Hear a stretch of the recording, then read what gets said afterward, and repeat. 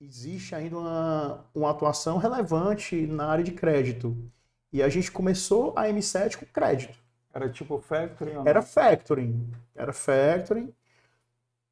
Só que o nosso modelo, Néstor, ele sempre foi muito ancorado em investidores, né? A gente não tinha dinheiro.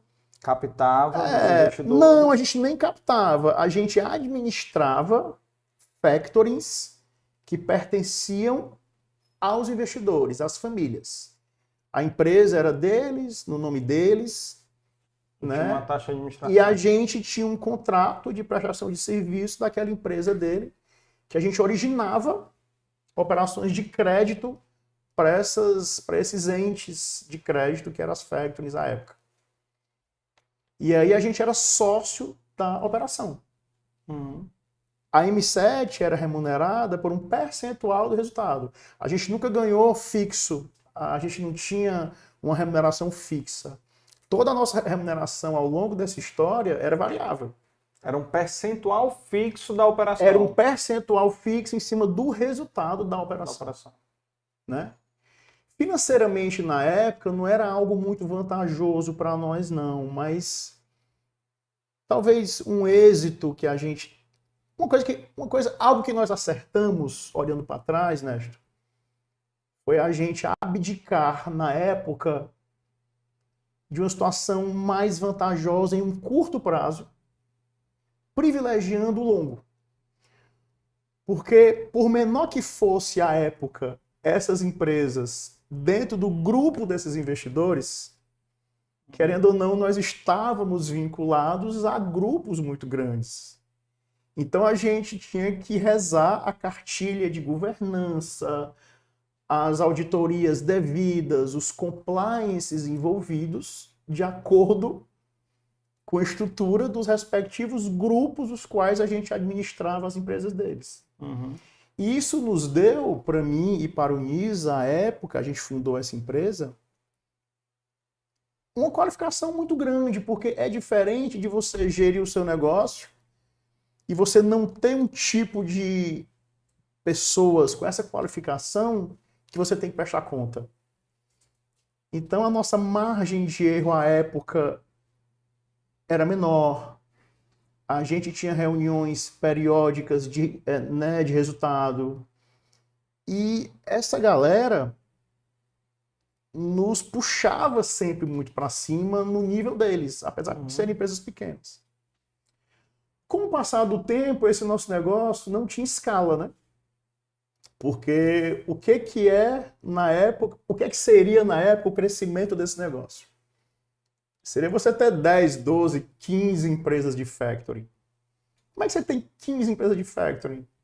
São 15 CNPJs, 15 contabilidades, 15 reuniões mensais com 15 famílias, né? Então é um negócio que vai crescendo e não tem escala. Aí a gente, em 2009, a gente abriu o nosso primeiro fundo de investimento. Um fundo de investimento em crédito, né? Que é o famoso FDIC. É um fundo guarda-chuva da CVM, né? Que é a Comissão de Valores Imobiliários. E aí a gente abriu o nosso fundo e nós convidamos esses... Na época tinha umas, sei lá... Eu acho que a gente tinha na época umas 9, 10 empresas de factoring. De 10 famílias diferentes que tinham contratos com a M7 para a M7 fazer a gestão, né? E a administração dessas empresas. E aí a gente convidou essas pessoas a encerrarem as factories deles e virarem cotistas de um fundo. Aí sim você tinha escala, porque você tinha uma só estrutura, uma estrutura mega qualificada, porque é um fundo de investimento, então embaixo da CVM, isso por si só, né, você sabe que já garante sob a ótica do investidor, uma segurança muito grande, né? As regulações são muito claras, não existe nenhum tipo de dúvida em relação ao arcabouço legal de gestão, administração de um fundo de investimento. Um fundo de investimento ele tem algumas instituições financeiras, Banco Central, que são obrigadas que o fundo é obrigado a contratar para prestar, para tomar conta desse fundo. Então, é uma estrutura muito, muito qualificada. E aí a gente convidou essas 10 famílias para virem ser cotistas do fundo, encerrarem as empresas de factoring.